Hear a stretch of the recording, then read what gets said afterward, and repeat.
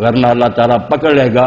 اور میں اس وقت رونے کی حالت میں ہوں کہ اللہ کا رسول دنیا چھوڑ رہا تھا. اعلان آپ نے فرما دیا کہ آخری حج ہے میرا. حجۃ الوداع میدان عرفات میں کھڑا تھا اپنی اونٹنی پر اور آخری خطبہ دے رہا تھا. اس میں جو بات آپ نے بچیوں کے لیے کہی، اس وقت یہ حضور کو یہ بات پنچ کرتی تھی کہ ظالم نکاح کر لیتے ہیں بعد میں بدسلوکی.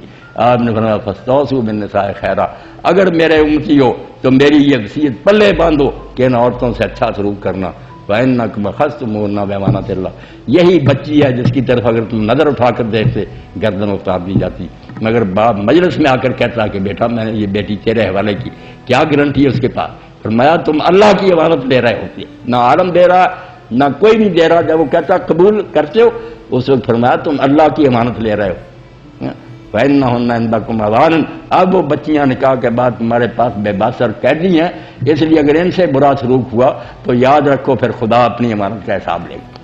اور اگر بہنیں ہیں، ایک واقعہ سنا دو ایمان کی تازگی کے لیے. محفل اسی لیے ہوتی ہے، میرے یہ سب بھائی ہیں پروفیسر صاحب بچے بھی، میں صرف چاہتا ہوں میرا ایمان بھی تازہ. اللہ کے رسول علیہ السلام کا زمانہ، حضرت جابر رضی اللہ عنہ صحابی ہیں، ان کے والد بھی صحابی ہیں عبداللہ. تو عبداللہ رضی اللہ عنہ جس میدان احد میں مارکا برپا ہوا تو صبح کے حضرت جابر کو بلایا اور کہنے لگے جابر میری 9 بیٹیاں ہیں، اللہ نے مجھے امتحان میں ڈالا، 9 بچیاں صرف تو ایک بیٹا ہے. اور میں نے اپنے رب سے دعائیں مانگی تھیں کہ وہ مجھے شہادت نصیب کرے. اور آج مجھے یقین ہے کہ جو پہلا گروپی شہید ہوگا نا ان میں بھی ہوں گا، میں آج شہید ہو جاؤں گا. تو مجھے دنیا چھوڑتے ہوئے کوئی غم نہیں، نہ میرے دل پر کوئی بوجھ ہے. صرف یہ بوجھ ہے کہ یہ 9 جو ہے نا میرے بعد تسلی دے کہ انہیں محسوس نہ ہو کہ ابا جی نہیں رہے، یہ تو گھر بدل گیا. ایسا نہ وقت آ جائے کہ یہ بیچاریاں محسوس کرے کہ ابا جی چلے گئے، اب تو یہ گھر وہ نظر نہیں آتا. تو حضرت جابر نے کہا ابا جی آپ بے فکر نہ آئیں، یہ میری بہنیں یہ کمی محسوس نہیں کریں. اب کتنی بڑی قربانی دی. ایک ہی بیٹا تھا، باغوں کا مالک تھا، مگر ایک بیوہ اور اس سے اس نے شادی، عمر رسیدہ. ایک دن حضور علیہ السلام نے پوچھا جابر تم نے شادی کر لی؟ تو انہوں نے کہا ہاں کر لی. تو آپ نے فرمایا صحیح ہے بنا بکر کمواری ہے یہ شادی شدہ؟ تو اس نے کہا یا رسول اللہ بیوہ. حضور کو تعجب ہوا. آپ بس پر اس سے پوچھنے لگے کہ جابر تو کسی کمواری اور اس سے شادی کرتا، خوشی سے تیری اس کی زندگی کچھ دن گزر دی. تو اس نے یہ سارا واقعہ سنایا کہ ابا جی نے یہ کہا تھا، اس لیے رسول اللہ میں نے اپنے جذبات کو چھری پھیر دی اور کہا کہ اگر میں ان کی عمر کی لے آؤں گا تو ہم رنگ رلیوں میں مشغول ہو جائیں گے، ان کو کون پوچھے گا. میں پھر ایک ان کی ماں کی طرح کی لے آیا.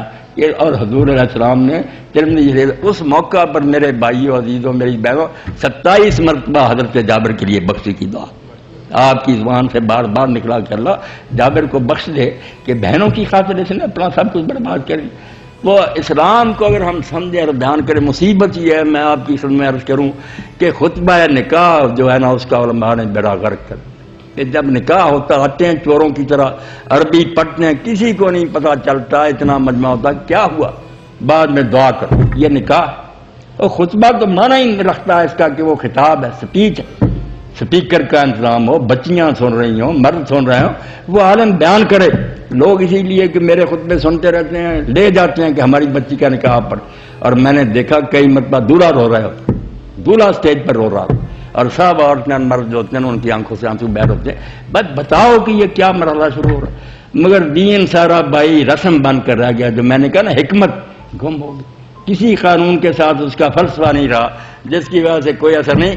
میں خطبہ دے رہا تھا 7 اپ گراؤنڈ میں تو 20 سال رہا وہ سعودی عرب میں، کافی عمر کا. بعد میں جب بات ختم کی اٹھ کر آیا اس نے کہا مولانا مجھے تو محسوس ہوا آپ کی باتوں سے کہ وہ مولوی بڑا ظالم تھا جس نے میرا نکاح پڑھا، کوئی بات نہیں کی. اب میرا دل ہل گیا کہ اتنا بڑا کام، ہم بیوی اگر گھر میں لاتے ہیں تو اتنی بڑی ذمہ داری. تو پھر محبت سے اس نے کہا کہ میرا تو جی چاہتے ہیں آپ میرا پھر نکاح اسی طرح پڑھائیں. تو بھائی دین پر اگر صحیح عمل کریں نا ہم تو کسی پر ظلم نہیں ہو سکتا، نہ یہ بچیاں روئیں. اب آپ پڑھے لکھے ہیں مگر ہر روز میرے پاس انگنت یہ کیس آتے ہیں. آپ کی یونیورسٹی سے بھی بڑے بڑے پروفیسر گئے، ان کے رشتہ داروں 3 طلاق، پڑھے لکھے، کئی کی ایم اے بیویاں کئی طلاق. دونوں کو کوئی خبر نہیں کہ یہ رشتہ کیسا، یہ مذاق ہے کہ تم نے طلاق کہہ دی. کوئی خدا کا خوف کرو، اللہ تعالیٰ کی امانت ان اللہ کان علی کبیرہ. سورہ نساء کی آیت کی دل ہلانے کے لیے کہ جہاں حقوق بیان ہے اللہ نے مرد عورتوں کا بیان کیا وہاں پر ان اللہ کان علیٰ کبیر، یاد رکھو ایک سپریم پاور موجود ہے اللہ جو تم پر غالب ہے اور اس کی گرفت سے کوئی نہیں چھوٹ سکے گا، اس لیے اگر ظلم کرو گے پھر اس عدالت کا انتظار کرو۔ یہ چیزیں اگر بیان ہوں تھوڑی بہت تو شاید اس وقت کی سنی بات کام دے جائے۔ جی پوچھیں۔